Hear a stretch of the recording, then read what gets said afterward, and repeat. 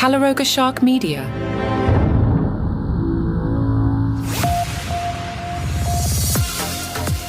Welcome back to Ballot, where the political race is more unpredictable than my attempt at a sourdough starter.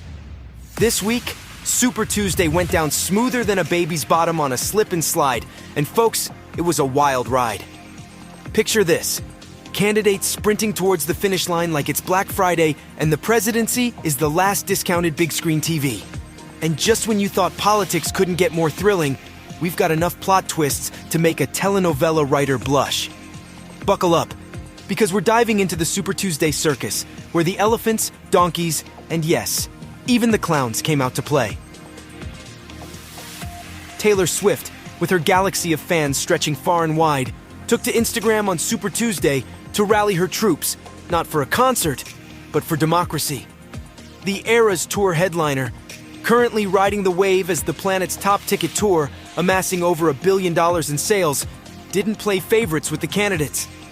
Instead, she chose to be the champion of the vote, guiding her colossal 282 million followers towards crafting their voting battle plan. With a swipe up to vote.org, Taylor's message was crystal clear, shining bright in white text against the dark void of an Instagram story backdrop.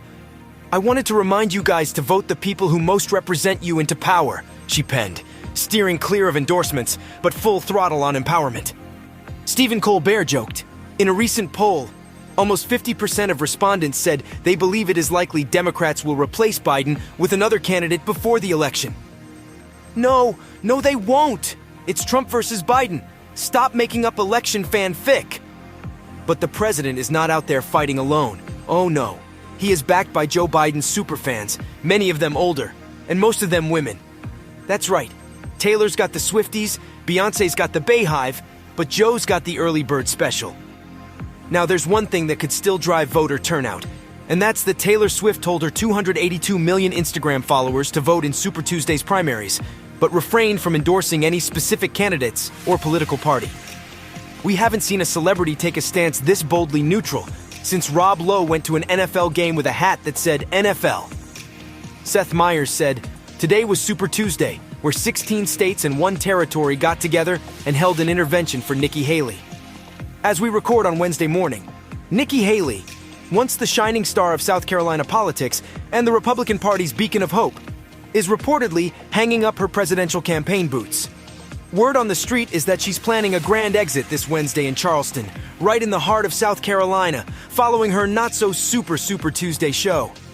The grapevine has it, thanks to some chatty sources who prefer to stay in the shadows, that Haley isn't exactly ready to pass the baton to Trump just yet.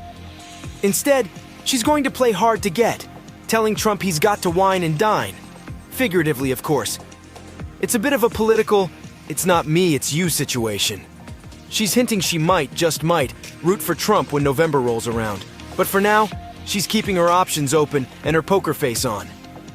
In an exclusive chinwag with Fox News Digital, former President Donald Trump gloated about his Super Tuesday victories like a kid who just won every game at the arcade, declaring it was a great evening, and proclaiming his grand honor of leading not just the grand old party, but the entire USA back to its glory days.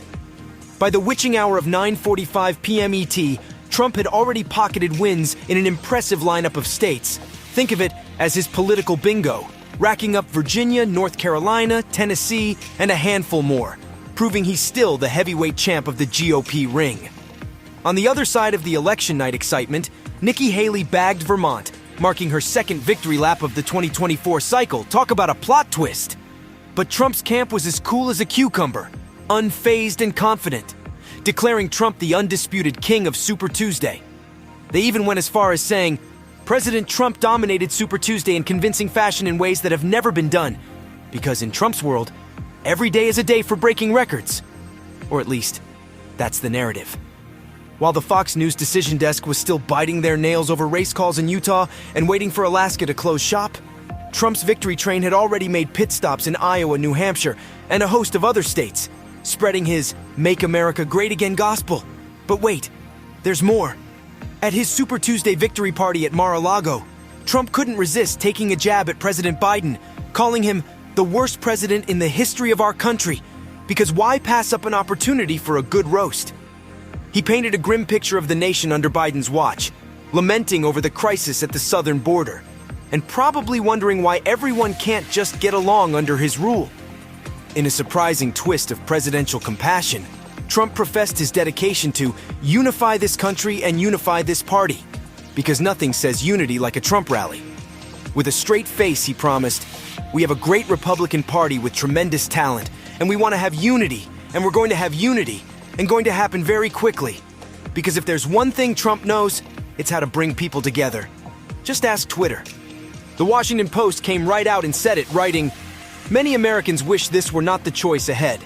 Some continue to imagine a race without one or the other, or both, at the top of their party's ticket. Scenarios about an open Democratic convention or Trump somehow being disqualified flicker around the edges of the campaign."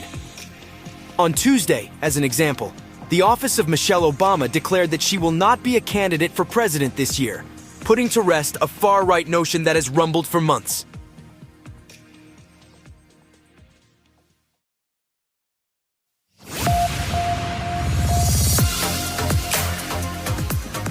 Congratulations to Jason Palmer for his stunning upset of Joe Biden. In a surprising turn of events, Jason Palmer, a presidential candidate far from the spotlight, orchestrated a series of engaging activities in American Samoa over the last few weeks. His campaign scheduled a variety of events, including a virtual town hall meeting and a day dedicated to cleaning up the beach. This strategic outreach bore fruit on Tuesday, when Palmer clinched victory in the territory's Democratic caucus, marking an unexpected defeat for President Biden amidst his otherwise dominant performance across other Super Tuesday states. Mario Arias, Palmer's campaign manager, shared with the Washington Post, "From what I'm gathering from the community there, they just wanted to be heard," reflecting on the campaign's effective strategy in connecting with the local populace. According to the Associated Press, Palmer secured 51 votes against Biden's 40. There was a moment of fluctuation in delegate allocation, when initially, the AP awarded Palmer 4 delegates compared to Biden's 2. This count was subsequently adjusted, evening out the delegates at 3 each for both candidates. American Samoa, a small island territory in the South Pacific Ocean with a population of around 45,000, has shown a tendency to favor underdog candidates. Notably, Biden also faced a defeat in this region during the 2020 primary, where Mike Bloomberg, the former mayor of New York, achieved his sole campaign victory. In the latest twist in the California Senate race, it seems the ballot box turned into a bit of a baseball diamond. Adam Schiff, the seasoned political player from Team Democrat, and Steve Garvey, the Republican rookie who swapped his baseball mitt for a ballot bid, have emerged as the top 2 contenders, leaving Katie Porter and Barbara Lee in the dust. Garvey, known for his glory days with the Los Angeles Dodgers, couldn't help but bring a bit of the old ballpark charm to his election night bash in Palm Desert. He gave his supporters a taste of the field by tossing a baseball around, probably hoping it would land him a home run in this political league. "Feeling the energy tonight? That's the rush of a walk-off homer," declared Garvey at a spry 75, stepping up to the political plate for the first time. He wasn't shy about riding the baseball metaphors hard and fast. "Consider this the opener in our doubleheader," he told the crowd, hinting at the November showdown with Schiff. "Mark November 5th on your calendars. We're going for another win celebration." And that's a wrap on this week's episode of Ballot, where Super Tuesday left us with more drama than my Aunt Linda's 3rd wedding. Remember, in the world of politics, every day is Super Tuesday if you're optimistic enough, or just have a really bad sense of time. So keep your eyes peeled, your ballots ready, and your snacks stocked, because this political roller coaster has more loops than my grandma's knitting. Until next time, keep laughing, keep voting, and for goodness sake, keep your cats away from the remote during the debates. I'll be back Friday to talk about the State of the Union.